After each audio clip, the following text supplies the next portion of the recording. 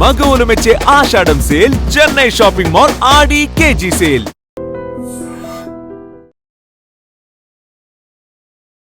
Nellore central jail నుంచి ఓ ఖైదీ తప్పించుకు పారిపోయాడు. పరారీలో ఉన్నటువంటి ఆ ఖైదీ కోసం ఇప్పుడు పోలీసులు ముమ్మరంగా గాలింపు చర్యలు కొనసాగిస్తూ ఉన్నారు.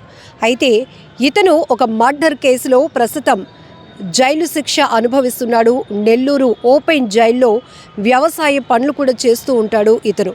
ఎందుకంటే వివిధ హత్యా నేరాల్లో అరెస్ట్ అయిన వాళ్ళు జైలు జీవితం అనుభవించే క్రమంలోనే వారు బయటకు వచ్చిన తర్వాత పరివర్తన పైన కావచ్చు, తర్వాత కుటుంబాన్ని మళ్ళీ వాళ్ళు పోషించుకోవాలి. కాబట్టి జైలు జీవితం గడుపుతున్న వీళ్ళకి ఓపెన్ జైలు సిస్టంలో కొన్ని రకాల వృత్తి పనులు కూడా నేర్పించడం జరుగుతుంది. అలాగే ఈ సురేష్ అనేటటువంటి వ్యక్తికి విషయం సంబంధించి కూడా వ్యవసాయ పనులు చేస్తున్నారు ఓపెన్ జైలు సిస్టంలో.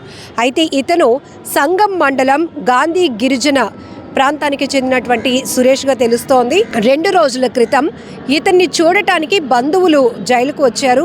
అప్పటి నుంచి కూడా అతని ప్రవర్తనలో చాలా మార్పులు వచ్చినట్టు కూడా అధికారులు గుర్తించారు. చాలా ఎమోషన్ అయ్యాడంట ఆయన. సో క్షణికావేశం కావచ్చు, ఉద్దేశపూర్వకంగా కావచ్చు, చాలా వరకు హత్యా నేరాల్లో పాల్పడుతున్న వాళ్ళు జైలు జీవితం అయితే అనుభవించక తప్పదు. కానీ ఆ సమయంలో వారిలో కొంతమందిలో చాలా తక్కువ టైంలోనే రియలైజేషన్ వస్తుంది. తను చేసింది చాలా పెద్ద నేరమని, కుటుంబానికి ఒక వ్యక్తిని దూరం చేశాననే పశ్చాత్తాపం కనపడుతూ ఉంటుంది. కొంతమందిలో మాత్రం ఈ పగ, కక్ష సాధింపు నేపథ్యంలో తను చేసింది కరెక్టే అనుకుని వాళ్ళు చేసినటువంటి హత్యలను కూడా వారు సమర్థించుకునే పరిస్థితిలో మరికొందరు ఉంటారు. అయితే ఇక్కడ ఒక మర్డర్ కేసులో జైలు జీవితం అనుభవిస్తున్నటువంటి ఈ సురేష్ అనే వ్యక్తి ప్రస్తుతం నెల్లూరు ఓపెన్ జైల్లో ఆయన వ్యవసాయం పనులు కూడా చేస్తున్నారు. పండించినటువంటి కూరగాయలు వాళ్ళే ఓపెన్ జైలు సిస్టంలో అమ్మడం కూడా జరుగుతోంది. ఈ రకంగా ఖైదీలకు ఒక సత్ప్రవర్తన రావాలి అనే ఉద్దేశంతో ఇలాంటి మంచి మంచి కార్యక్రమాలు కూడా జరుగుతూ ఉంటాయి. అప్పుడప్పుడు మానసిక నిపుణులతో వీళ్ళకి కౌన్సిలింగ్ ఇవ్వటం ఇవి కూడా జరుగుతూ ఉంటుంది. వాళ్ళ అబ్జర్వేషన్ పీరియడ్లో వాళ్ళల్లో ఎలాంటి పరివర్తన వచ్చింది, రియలైజ్ అవుతున్నారా, వాళ్ళు చేసింది నేరం చాలా దారుణమని వాళ్ళు తెలుసుకోగలిగారా, ఇలాంటివి కూడా ఎప్పటికప్పుడు డాక్టర్స్ ద్వారా వాళ్ళకి మెడికల్ చెకప్స్ ఎలా జరుగుతాయో సైకాలజిస్టులతో మానసిక పరిస్థితి పైన కూడా ఒక అబ్జర్వేషన్ అనేది ఉంటుంది. అయితే ఇతను సత్ప్రవర్తనపై కొద్ది రోజుల్లోనే బయటకు రావాల్సినటువంటి ఖైదీ. కానీ ఇంతలోనే 2 రోజుల క్రితం కుటుంబ సభ్యులు ఆయన చూడటానికి జైలుకు వెళ్ళినప్పుడు ఆయన మనసు నిండా దుఃఖంతో ఉండిపోయాడంట. ఎప్పుడెప్పుడు మీ దగ్గరకు వచ్చేస్తాను, మిమ్మల్ని అందరినీ నేను మిస్ అయ్యాను, ఒక తప్పు చేసినప్పటికీ కూడా, హత్య చేసినప్పటికీ కూడా ఆ కేసులో ఇక్కడ నేను జైలు జీవితం అనుభవిస్తున్నాను, మీ అందరికీ దూరం అయిపోయాను అనేటటువంటి బాధ, ఆవేదనతో అతను 2 రోజుల నుంచి కుంగిపోతున్నట్టు కూడా తెలుస్తోంది. ఈ నేపథ్యంలోనే అయితే ఇక్కడ ఆలోచించాల్సిన విషయం, సత్ప్రవర్తనపై విడుదల కావాల్సినటువంటి ఖైదీ ఇలా ఓపెన్ జైలు నుంచి పరారీ అయిపోవడం అనేది ఒక రకంగా చెప్పాలంటే బాధాకరమైన విషయమే.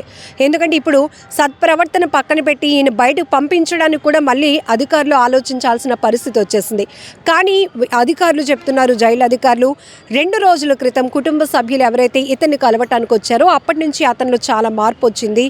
చాలా దుఃఖంలో ఉండిపోయాడు. ఎప్పుడెప్పుడు వాళ్ళ దగ్గరికి వెళ్ళిపోతానా అనే ఆతృత అతనిలో కనపడుతోంది. కాబట్టి ఒకవేళ ఆ రకంగా బయటకు వెళ్ళి కుటుంబానికి దగ్గర అవ్వగలుగుతాను అనే క్రమంలో అతను పారిపోయి ఉన్నాడా, పరారీ అయ్యాడా అనే విషయంలో కూడా కుటుంబ సభ్యులు కూడా వాకప్ చేస్తున్నారు.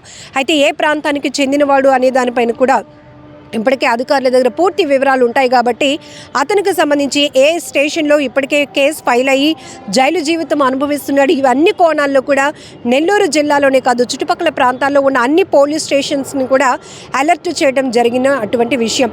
అయితే ఇక్కడ ఒకటి ఆలోచించాలి, కరుడుగట్టిన నేరస్తులు కూడా అతి కొద్ది రోజుల్లోనే కుటుంబానికి దూరం అయిపోయినప్పుడు వాళ్ళలో ఒక పశ్చాత్తాపం కనబడుతూ ఉంటుంది. ఇలాంటి వాళ్ళల్లో ఇంకా బయటకు వచ్చినాక మళ్ళీ ఇదే రకమైన నేర ప్రవృత్తి కొనసాగించకుండా ఉండాలి. ఇలాంటి వాళ్ళ వల్ల మళ్ళీ సొసైటీకి ఎలాంటి ఇబ్బందికర వాతావరణం ఉండకూడదనే ఉద్దేశంతో రకరకాల ప్రోగ్రామ్స్ని కూడా ప్రభుత్వాలు డిజైన్ చేస్తున్నాయి. ఈవెన్ జైలులో కూడా చాలామంది టాలెంటర్స్ ఉంటారు, వాళ్ళ టాలెంట్ని గుర్తిస్తారు. చదువుకోవాలి అని ఆసక్తి ఉన్న వాళ్ళని చదివించే ప్రయత్నాలు జరుగుతూ ఉంటాయి. అక్కడికే ఫ్యాకల్టీని రప్పించడం, చదవడం ఇవి కూడా చూస్తుంటాం. పెద్దవాళ్ళు అయితే కనుక ఒకవేళ కక్షపూరితంగా, ఉద్దేశపూర్వకంగా సుపారీ తీసుకొని హత్యలు చేసే నేర ప్రవృత్తి ఉండి ఇక్కడ వాళ్ళపైన పోలీసులు కేసు ఫైల్ చేసి జైలు జీవితం అనుభవించే వాళ్ళు కూడా అతి తక్కువ టైంలో రియలైజ్ అవుతూ ఉంటారు. కుటుంబానికి దూరం అయిపోతే ఆ బాధ ఎలా ఉంటుందో తెలుసుకోగలుగుతారు.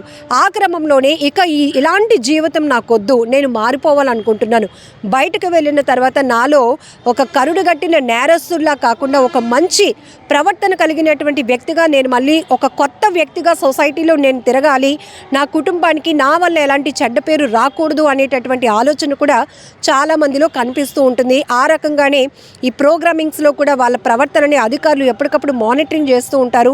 సో ఇలా అకేషన్ వచ్చినప్పుడు Jan 26ని కానీ August 15ని కానీ ఇలా అకేషన్స్ వచ్చినప్పుడు సత్ప్రవర్తన కింద వీళ్ళని విడుదల చేయడం జరుగుతుంది. ఎప్పుడెప్పుడు విడుదల అవుతారని కుటుంబ సభ్యులు, ఇంట్లో పిల్లలు, భార్య కళ్ళల్లో ఒత్తులు వేసుకొని ఎలా అయితే ఎదురు చూస్తారో వీళ్ళు కూడా 4 గోడల మధ్య ఇలా నేను ఉండిపోయాను, నేను చేసింది అతి పెద్ద తప్పు అని గ్రహించి రియలైజ్ అయ్యి పశ్చాత్తాపం చెంది ఎప్పుడెప్పుడు నేను బయటకు వెళ్తాను, కుటుంబ సభ్యుల దగ్గరికి చేరుకుంటాను అని వాళ్ళు కూడా వెయిట్ చేసే పరిస్థితి ఉంటుంది. అయితే ఇక్కడ ఈ సురేష్ అనే వ్యక్తి మర్డర్ కేసులో జైలు జీవితం అనుభవిస్తున్న వ్యక్తి కొద్ది రోజుల్లో సత్ప్రవర్తన కింద బయటకు రావాల్సినటువంటి వ్యక్తి కేవలం కుటుంబ సభ్యుల ప్రేమకు కనెక్ట్ అయిపోయాడు, వాళ్ళ ప్రేమకు లొంగిపోయి పరారైపోయాడు అనే కోణంలోనే ఇప్పుడు ఈ డిస్కషన్ అంతా నడుస్తోంది. ఏదేమైనప్పటికీ కూడా ఇప్పుడు తిరిగి మళ్ళీ అతన్ని సత్ప్రవర్తన కింద బయటకు పంపించే పరిస్థితులు కూడా ఉండవు. కాస్త ఓపిక పట్టుండుంటే గనక అధికారులే అన్నీ మంచిగా ఒక మంచి ప్రాపర్ వేలో వాళ్ళకి బయటకు పంపించే అవకాశాలు ఉండవు. కానీ అతను కంట్రోల్ తప్పి పరారీ అయిపోయాడు కాబట్టి ఇప్పుడు మిగతా వాళ్ళకి కూడా ఫ్రీడమ్ ఇవ్వాలి అంటే జైలు అధికారులు కొంత అలర్ట్ అవ్వాల్సినటువంటి పరిస్థితి కూడా ఉంటుంది. ఏదేమైనా ఇప్పుడు నెల్లూరు ఓపెన్ జైల్లో సెంట్రల్ జైలు నుంచి ఖైదీ పరారు అవ్వటం, అతని కోసం ముమ్మర గాలింపులు అయితే కొనసాగుతూ ఉన్నాయి. నిజంగా ప్రస్తుతం ఉన్నటువంటి సమాజం దేనికి ప్రయారిటీ ఇస్తుంది? ఆర్థిక సంబంధాల చుట్టూ మాత్రమే తిరుగుతుంది. మళ్ళీ ఎన్నికలంగానే చాలా విరక్తి కలుగుతాను. మంచి అనిపిస్తుంది కదా, లేడీస్ కూడా ఛాలెంజింగ్ జాబ్స్ చేసినప్పుడు చాలా బాగుంటది. ట్రాఫిక్ అసిస్టెంట్స్ గా నియమించిన ట్రాన్స్జెండర్స్ అందరితో సాల్యూట్ చేయించుకుంటున్నారు. ఫుడ్ డెలివరీ ఇవ్వటానికి వెళ్ళినటువంటి డెలివరీ బాయ్ అనిల్ పై కళ్ళ ముందు